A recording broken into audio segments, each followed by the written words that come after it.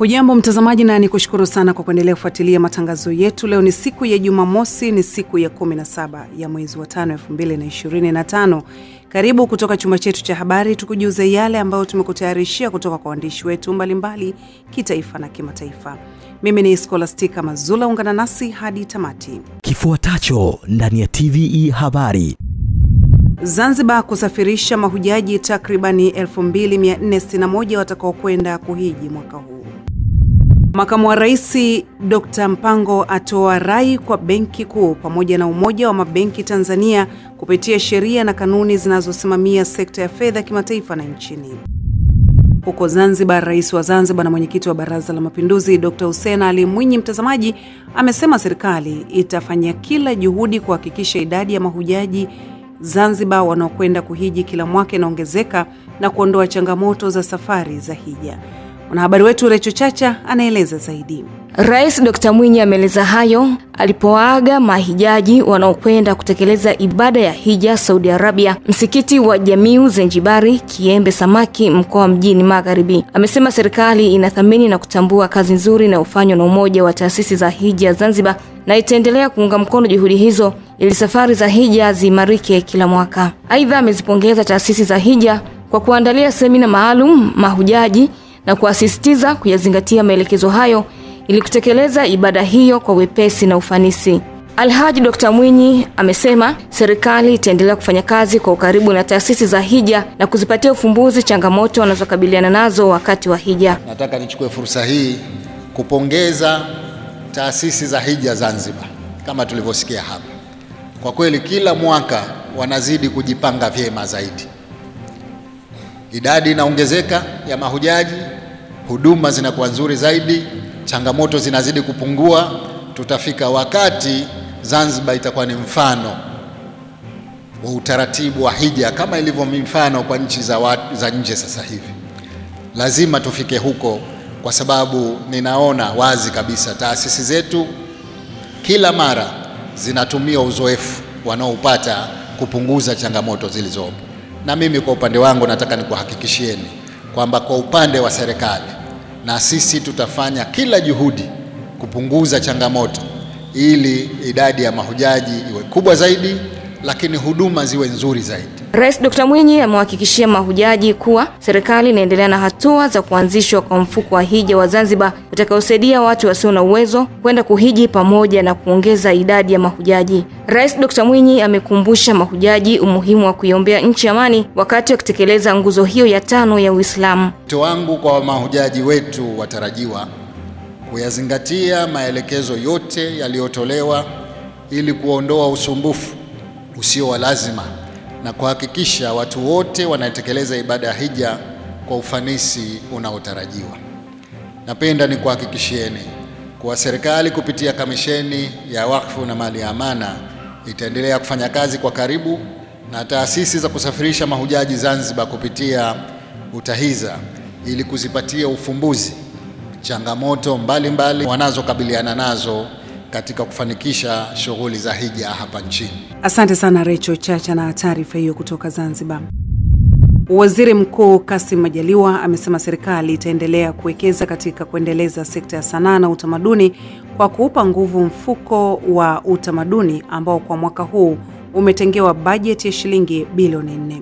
Zaidi tunaungana na mwanahabari wetu Goodluck Msola. Waziri Mkuu Kassim Majaliwa amesema hayo jijini Dar es Salaam wakati wa ufunguzi wa mkutano mkuu wa wadau wa sekta ya utamaduni na sanaa, ambapo amesema sekta hiyo kupitia mfuko wa utamaduni imewezesha miradi zaidi ya 391 katika mikoa 18 nchini, ambapo ajira zaidi ya 400,000 zimezalishwa. Hivyo serikali kwa kutambua mchango huo imejipanga kuendelea kuweka mikakati ya kuboresha mfuko huo ili uendelee na mchango wake katika kuendeleza na kuinua vijana wa Kitanzania, hususan wanaoshiriki kupitia ujuzi na ubunifu. Serikali wanawaahidi kushirikiana nanyi wakati wote, na wamenituma niwaambie, tumieni nafasi hii inayowapa nafasi ya kujadili mafanikio yenu, kufanya tafakari ya maeneo ambayo pia yameokwamisha katika utendaji wenu, na mtengeneze maazimio ambayo ni ufumbuzi wa changamoto hizo Wakati wote wakurugenzi wa wizara na watendaji wa wizara kwa maana kutoka serikalini wakiwa hapa, nataka niwahakikishie hakuna jambo lenu mtakaloliomba serikali itekeleze likaachwa kutekeleza.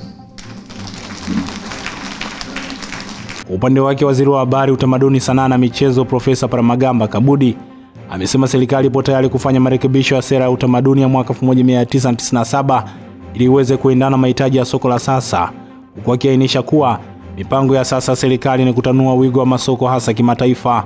Tumefanikisha marejesho, Mheshimiwa Waziri Mkuu, kwa 96% hadi sasa, jambo ambalo linaonyesha uwajibikaji wa wanufaika. Na benki hili ni sahihi au si sahihi? CRDB na NBC kabisa. Ninadhani katika marejesho sekta hii inaongoza 96%, maana yake 4%, na hakika hiyo 4% tutasukumana na wenyewe watarejesha. Maana yake mfuko huu utakuwa endelevu kwa sababu wanaopata wanarejesha. Na baadhi ya wadau walioshiriki katika mkutano huu wameshukuru serikali kwa kuwekeza katika kuinua vijana hasa kupitia ujuzi na ubunifu walionao kwa kuwapa mikopo pamoja na fursa hasa katika eneo la sanaa na utamaduni. Serikali ya Jamhuri ya Muungano wa Tanzania na serikali ya watu wa China zimetia saini mikataba miwili ya msaada wa jumla ya yuan za China milioni 500 ambazo ni sawa na shilingi bilioni 185. Hii ni kwa ajili ya mradi wa upanuzi wa taasisi ya moyo ya Jakaya Kikwete pamoja na kusaidia programu ya ushirikiano wa kiuchumi na kitaalamu. Goodluck Msola anasoma taarifa hiyo hapa studio. Mikataba hiyo imesainiwa katika ofisi za Wizara ya Fedha na Waziri wa Fedha Dr. Mwigulu Lameck Nchemba kwa niaba ya serikali ya Tanzania na balozi wa China nchini Tanzania Chen Mingjian. Akizungumza baada ya kusainiwa kwa mikataba hiyo, Dr. Nchemba amesema kuwa mkataba wa kwanza ni wa ushirikiano wa kiuchumi na kitaalamu yenye thamani ya yuan za China milioni 200 sawa na shilingi bilioni 74.2, na mkataba wa pili ni kwa ajili ya mradi wa upanuzi wa taasisi ya moyo ya Jakaya Kikwete kuwa kituo cha umahiri cha matibabu ya upasuaji wa moyo wa Afrika Mashariki na Kati wenye thamani ya yuan za China milioni 300 sawa na shilingi bilioni 111.2. Dr. Nchemba amesema kuwa msaada wa ushirikiano wa kiuchumi na kitaalamu ni ahadi iliyotolewa na Xi Jinping, Rais wa Jamhuri ya China, wakati wa kikao chake na Dr. Samia Suluhu Hassan, Rais wa Jamhuri ya Muungano wa Tanzania, wakati wa mkutano wa jukwaa la 9 la kilele la ushirikiano wa China na Afrika kwa mwaka 2024 uliofanyika jijini Beijing. Amesema kuwa msaada wa ujenzi wa hospitali ya magonjwa ya moyo kwa watoto katika eneo la Mloganzila unatarajiwa kuleta manufaa makubwa kama vile upatikanaji wa huduma bora za afya, kukuza uchumi kupitia kuongeza ajira pamoja na kuchochea biashara kwa wananchi ili kuboresha maisha yao, pamoja na kukuza utafiti katika masuala ya afya na elimu na kuendeleza miundombinu. We know the construction of the pediatric cardiovascular hospital in Mloganzila is expected to yield substantial benefits such as significant improvement in health quality and access, economic growth through job creation and local business stimulation. I am happy that our bilateral cooperation is growing positively, as I can recall that on 27th September 2024, our two governments signed a soft loan agreement, and it is detailed like the loan agreement of 270.3 million US dollars for the Northeast Grid, which is also a very crucial project. That is a 400 kV transmission and transformation project, and the loan agreement of 108.6 million US dollars for the mobile network rural coverage, which is also another crucial, important, that's phase 1. Kwa upande wake, balozi wa China nchini Tanzania Chen Mingjian amesema nchi yake itaendelea kushirikiana na nchi ya Tanzania kutokana na ushirikiano wa kihistoria baina ya mataifa hayo mawili ambao umedumu kwa muda mrefu. Pia imani ya Tanzania kwa nchi hiyo katika kukuza maendeleo ya wananchi. Naye mkurugenzi mtendaji wa taasisi ya moyo ya Jakaya Kikwete Dr. Peter Kisenge ameshukuru serikali ya China kwa ufadhili huo utakao kuwa mkombozi mkubwa katika matibabu ya moyo kwa watoto kupitia ujenzi wa kituo hicho cha umahiri kinachojengwa katika hospitali ya Mloganzila. Kama mnavyofahamu, watoto wanaozaliwa, kati ya watoto 200 wanaozaliwa, kuna watoto 2 wana matatizo ya moyo. Taasisi ya moyo mpaka sasa hizi inawasaidia tu 10%, lakini asilimia zingine zilizobaki wanachelewa kupata huduma kwa sababu ya eneo tuliokuwa nalo kwa sasa ni dogo na haliwezi kuwasaidia wote. Kwa msaada huu ni msaada mkubwa sana, unakwenda kuwarudishia watoto maisha yao ambao wengine pengine wangeweza kupoteza maisha mapema kwa kuchelewa kupata huduma. Kwa ni msaada mkubwa serikali ya China imeipa Tanzania. Naam, mtazamaji, hii ni TVE, bado tunaziangalia habari za kitaifa, na sasa tuungane na mwanahabari wetu Rachel Chacha ambaye anaeleza kwamba serikali ya Tanzania imeendelea kupata pongezi kutoka kwa wawekezaji wa kigeni kutokana na jitihada zake za kuboresha mazingira ya biashara, ikiwemo kurahisisha taratibu za usajili wa kampuni na kuwapa wawekezaji fursa ya kuanza shughuli haraka bila vikwazo vikubwa vya kiutendaji. Tupate undani wa taarifa hiyo kutoka Dar es Salaam. Akizungumza jijini Dar es Salaam wakati wa hafla ya uzinduzi wa tawi jipya la kampuni ya teknolojia ya Speed Africa nchini, meneja wa maendeleo ya biashara wa kampuni hiyo, Catherine Kisaka, amesema Tanzania imeonyesha dhamira ya dhati ya kuvutia wawekezaji kupitia sheria rafiki na mifumo ya kidigitali inayowezesha usajili wa haraka wa kampuni. Ameeleza kwamba Speed Africa, kampuni yenye makao makuu nchini Uganda, inalenga kuleta mageuzi ya kidigitali katika sekta ya biashara barani Afrika kupitia suluhisho bunifu, hususan kwa wajasiriamali wadogo, biashara za kati na mashirika makubwa. Tunataka kurahisisha watu katika kufanyaji wao wa kazi, na pia tunarahisisha kupanuka kwa kampuni. Yaani sisi pia tunadili na kampuni kuanzia ikiwa ndogo na tunaifanya ikue kwa kadri ambavyo tunawashauri kwa jinsi ya kutumia teknolojia. Tumechagua Tanzania kwa sababu Tanzania pia ni changa kwa teknolojia kulinganisha na Kenya na Uganda. Kwa hiyo tukaona this is good opportunity kwa Tanzania kuweza kurahisisha kwa kazi zao na kukuza biashara zao. Kwa upande wake, meneja mkuu wa Speed Africa kutoka Uganda, Angela Semugerere, amebainisha kwamba moja ya malengo makuu ya kampuni hiyo ni kutoa elimu na mafunzo kuhusu usalama wa kimtandao kwa taasisi mbalimbali ili kuongeza uelewa na uwezo wa taarifa katika ulimwengu wa kidigitali. Kufunguliwa kwa tawi la Speed Africa nchini kunatarajiwa kuchochea mabadiliko chanya katika sekta ya teknolojia ya habari na mawasiliano, pamoja na kukuza ajira na ubunifu kwa vijana wa Kitanzania. Nikushukuru Rachel Chacha na taarifa hiyo. Mtazamaji, katibu mkuu wa Chama cha Mapinduzi CCM na mgombea mwenza wa uraisi kwa tiketi ya Chama cha Mapinduzi CCM, Dr. Balozi Emmanuel Nchimbi, amewataka Watanzania wa dini zote kuendelea kushirikiana, si kwa maombi tu bali pia kwa matendo yanayoendeleza amani na mshikamano wa kitaifa. Mwanahabari wetu Rachel Chacha ameandaa taarifa hiyo. Dr. Nchimbi ametoa kauli hiyo jijini Dar es Salaam leo wakati wa ibada ya kuaga mwili wa aliyekuwa muasisi wa kituo cha maombezi cha Mama Bikira Maria, Padri Felician Nkwera. Akizungumza katika hafla hiyo, Dr. Nchimbi ameeleza kuwa Padri Nkwera alikuwa mfano wa kuigwa katika kulihubiri na kulisimamia suala la amani ya taifa, akisisitiza kuwa huo ni urithi muhimu aliouacha kwa Tanzania. Lakini vile vile ni nafasi kumshukuru kwa vile vile hapo alikuwa anatosikia kwa jinsi ambavyo alisisitiza amani kwa nchi. Hakuna mazungumzo aliyofanya mbele ya waumini wake ambaye hakugusa umuhimu wa amani, umuhimu wa umoja wa taifa. Na niwasihi kupitia kwenu mbele ya jeneza la wetu kwamba Watanzania wote wa dini zote tuendelee kushirikiana, sio tu kuiombea nchi yetu, lakini kufanya matendo yanayoakisi nia ya kuendeleza amani na umoja katika taifa. Kwa upande wake, waziri wa Katiba na Sheria Dr. Damas Ndumbaro ameeleza namna alivyomfahamu marehemu Padri Nkwera, akimuelezea kama mtu aliyejitoa kwa ajili ya jamii na taifa. Anasema Felician Nkwera ni mtaalamu sana wa lugha ya Kiswahili. Na tatu ndio ambayo naikumbuka zaidi, alisema Felician Nkwera ana kipaji na karama ya kipekee ya kuombea watu.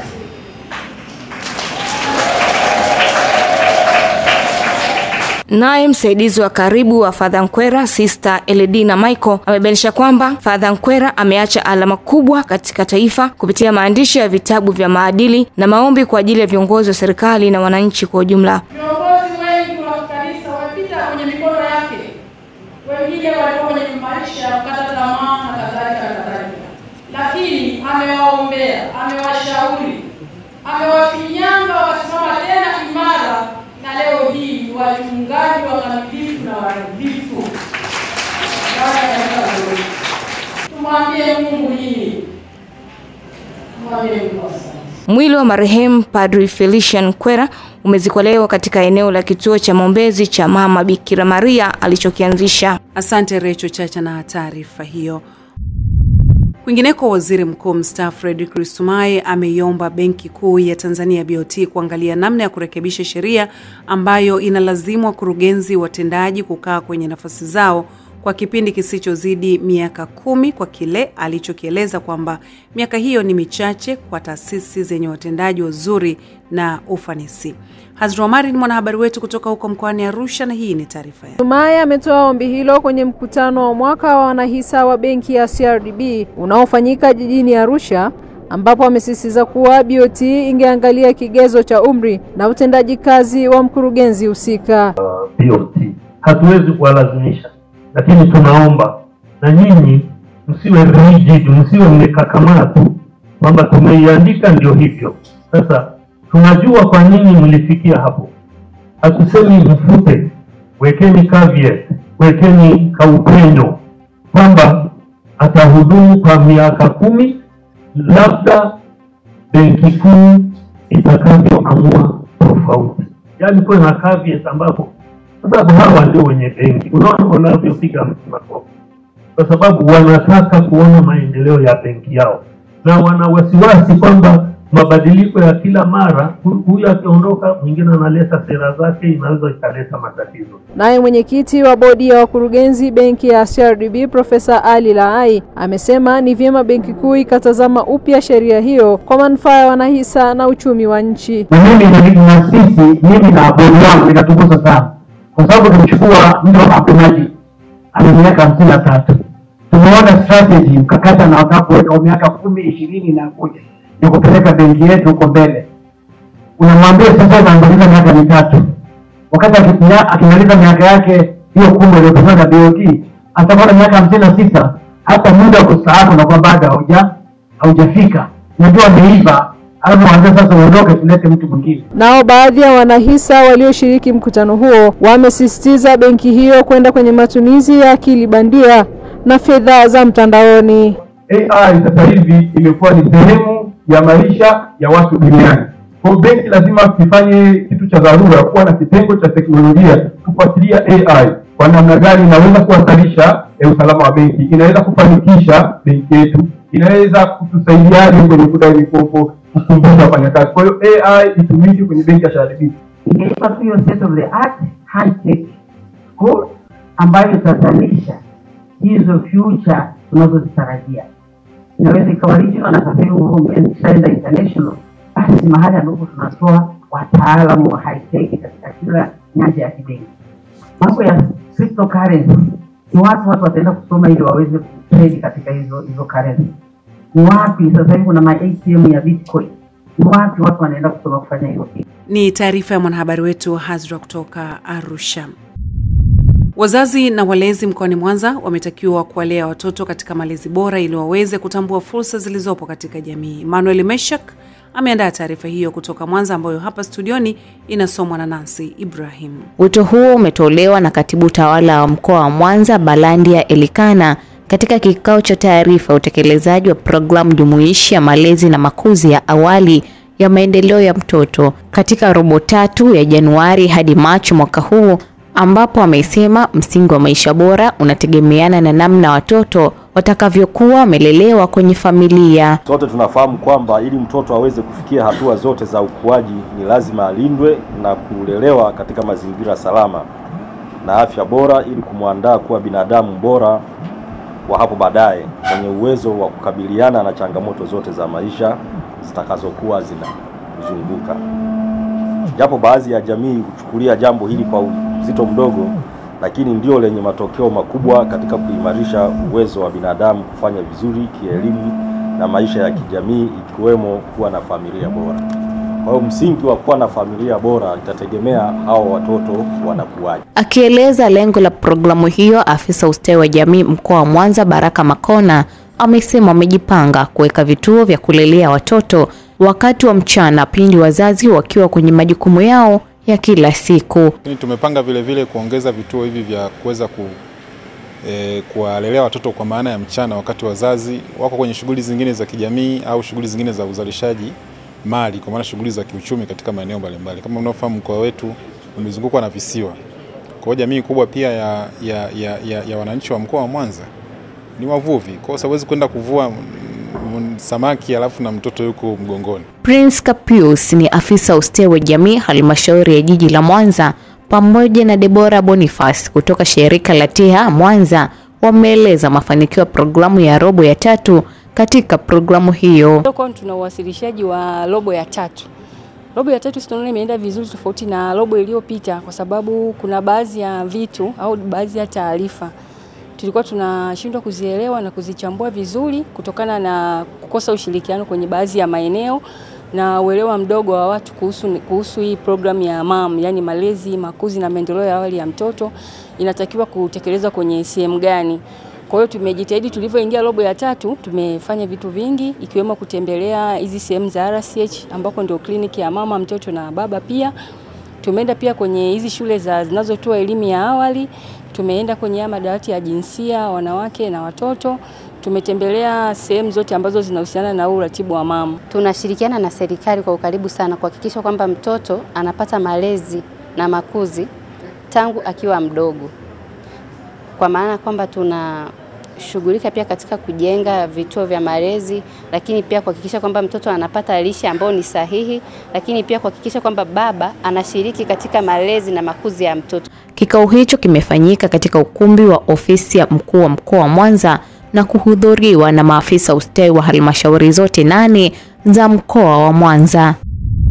Mwanahabari wetu Josephine Kaponya ameandaa taarifa inayoeleza kwamba Waziri wa Maliasili na Utalii Balozi Dr. Pindi Chana amepongeza mamlaka ya uhifadhi wa wanyamapori Tanzania TAWA kurejesha fadhila kwa jamii kwa kuwapatia kiasi cha shilingi bilioni 2.25 kwa wanufaika 51 zikiwemo halmashauri za wilaya 25, vijiji 20 na wilaya 6.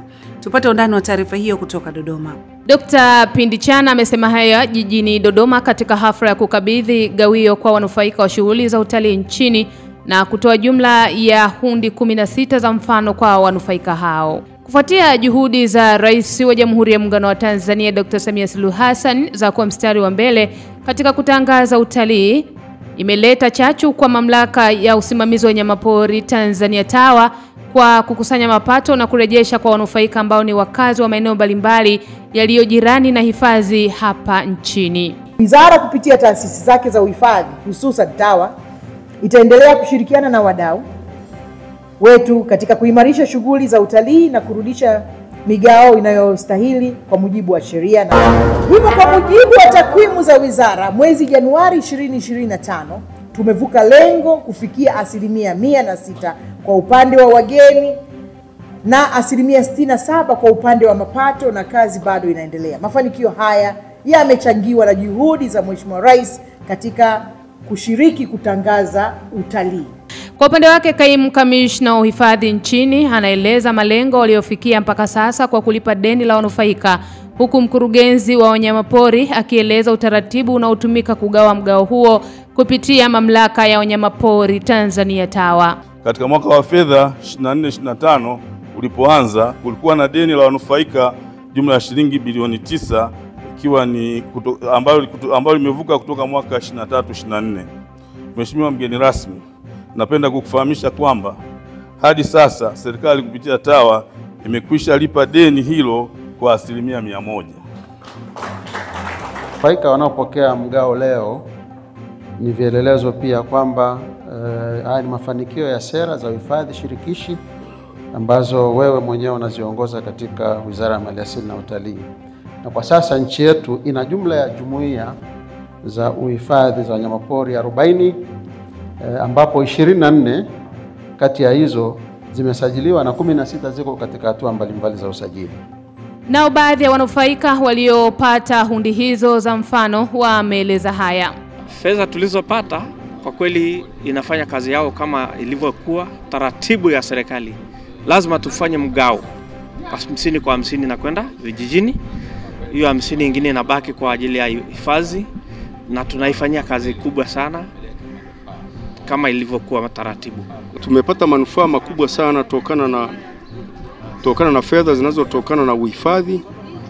Tunasomesha watoto, tunajenga mashule, tunatengeneza madawati, tunatoa bima kwa wananchi na kadhalika. Kutoka jijini Dodoma, Josephine Kaponya, TVE.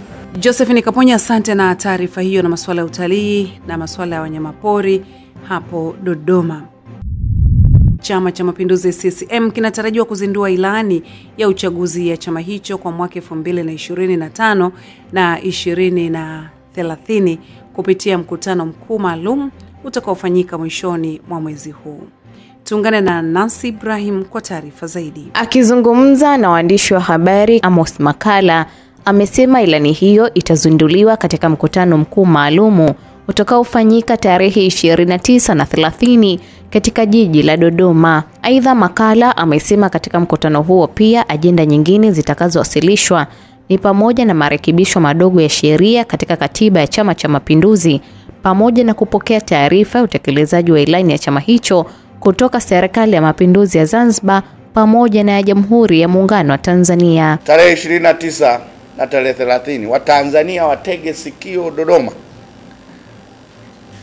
kuona ilani ya wananchi, ilani itakaokonga nyoyo za Watanzania.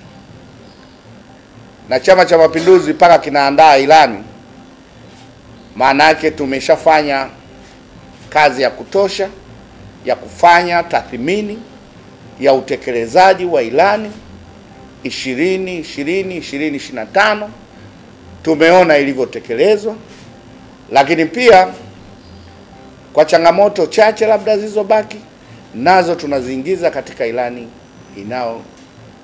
itakaofuata ya 2025 kwenda 2030.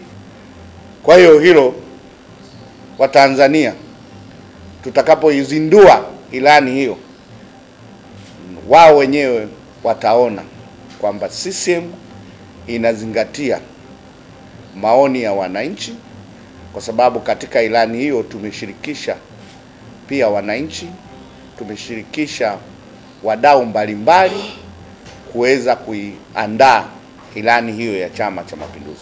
Hata hivyo, mkutano huo utatanguliwa na vikao vya kamati kuu na halmashauri kuu ambavyo vitaketiwa kuanzia tarehe 26 mwezi huu jijini Dodoma. Katika hatua nyingine, chama hicho cha Mapinduzi CCM kimesema makamu mwenyekiti wa chama hicho Steven Wasira ni mzima wa afya na kwamba ameamua kupumzika kwa muda kabla ya kuendelea na ziara ya kichama.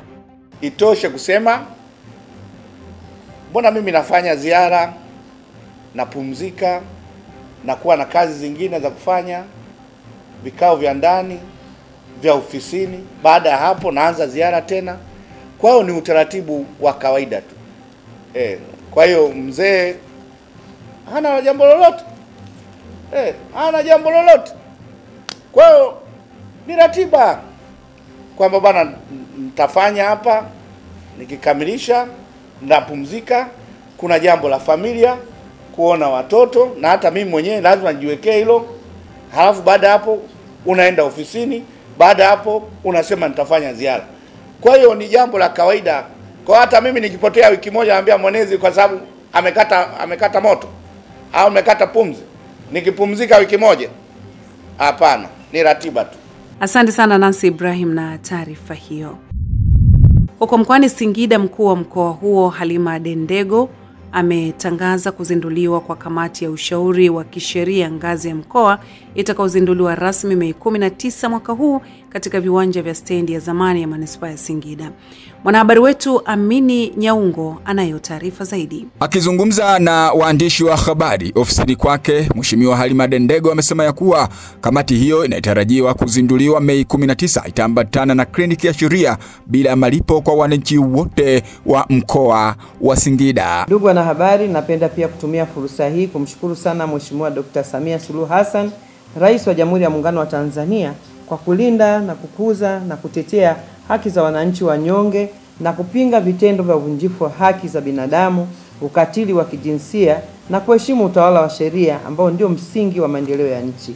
Aidha, Dendego amezitaja faida za kuweza kuanzishwa kamati hizo. Faida ya kuanzishwa kwa kamati hizi za mikoa na wilaya kwa uchache ni kama zifuatazo. Kwanza ni kupunguza mashauri au migogoro dhidi ya serikali. Lakini pili, huduma za ushauri wa kisheria zitakutanisha mawakili wa serikali na taasisi mbalimbali na kuwasaidia wananchi wenye changamoto mbalimbali. Tatu, uwepo wa huduma hii utawezesha mawakili wa serikali kusimamia utawala wa sheria katika maeneo yao. 4, uboreshaji huu pia utawezesha mawakili wa serikali kushirikiana na wadau wengine katika kutatua kero za wananchi.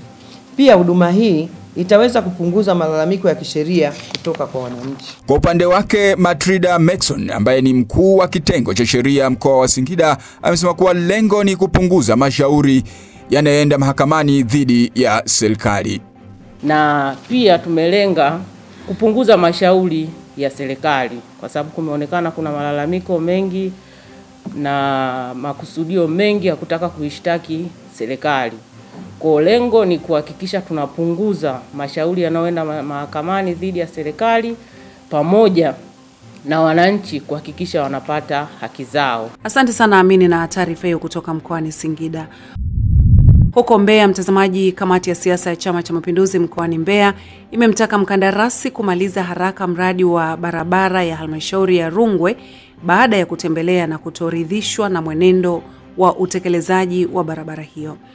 Daniel Smelton ni mwanahabari wetu kwa Mbeya na hii ni taarifa yake. Mwenyekiti wa kamati ya siasa kwa kuambatana wajumbe wa Chama cha Mapinduzi mkoa wa Mbeya, Patrick Marunenge, amesema hayo walipotembelea mradi huo wakati wa ziara ya ukaguzi wa miradi mbalimbali katika halmashauri ya wilaya Rungwe. Kama mfanye kazi usiku, wewe ndio engineer, si ndio? Kwa mradi unajua kuna athari za mvua. Kipindi ambacho mvua hamna ya miezi 3 au 4, kwa nini ufanye kazi usiku na mchana? Uoni kwamba wewe ndio tunachonganisha sisi wananchi? Lakini naahidi. Usiseme naahidi. Uoni kwamba wewe unamchonganisha Rais Samia na wananchi? Tunaingia kwenye uchaguzi mwaka huu. Watu wafanya kazi wapo. Generator unaweza kufunga kufanya kazi usiku, inawezekana. Hela zipo. Pesa zipo. Umeme huu hapo, upo. Hata kama mtu ataneswa kufungia kitransformer kidogo ufanye kazi, inawezekana. Tupa hadithi gani bwana hizo? Huko Ulaya kuna mvua masno yanaanguka usiku na mchana, barabara zinajengwa. Alafu nyinyi ndio kandarasi wa kizawa. Sio na kisingizio chochote cha mvua. Mbane huyu na timu yako yote ya wilaya. Kila siku hakisha kujua jamaa yafanyaje kazi. Na tumewapa na mbinu nyingine. Sisi sio kandarasi. Lakini tunajua hii ina apply na inawezekana. Nyinyi wasimamizi nyinyi. Na wewe unalipwa pesa. Au wewe ukiendea mradi wa ucheo zidi kupata pesa, ndio maana tunatoa maelezo hayo. Aidha, mmoja wa kandarasi wa mradi huu amesema kuwa wanaendelea na kazi, lakini hali ya hewa ya mvua ndio adha inayowakabili. Material yote ya mitaro tunayo. Tunajisukua sasa hivi ni mvua. Simenti tunayo. Leo mvua haipo. Kwa jana tumefanya kazi lakini ikaharibika. Sasa hivi kama tunafanya repair tu. Jana tumefanya kazi wapi? Zipo sehemu tumefanya. Twende tukaone.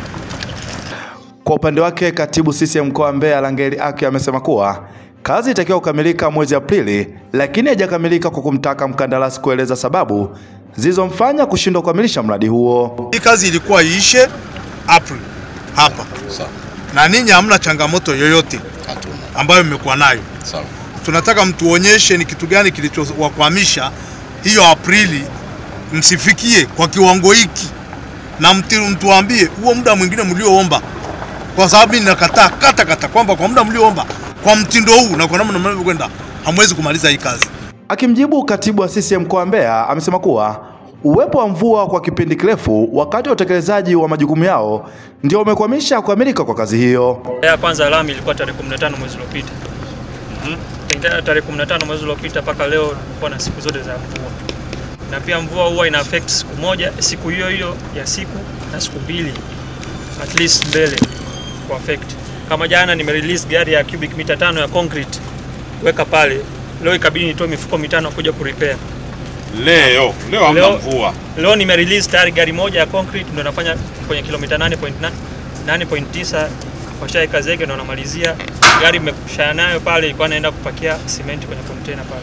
Shukran sana Daniel Smerita na taarifa hiyo kutoka mkoani Mbeya. Mtazamaji, hii ni taarifa ya habari na mimi ni Scholastica Mazula. Mwisho wa habari za kitaifa, punde tutakuletea habari za kimataifa. Endelea kwa nasi. Hii ni TVE, unaangalia TVE habari.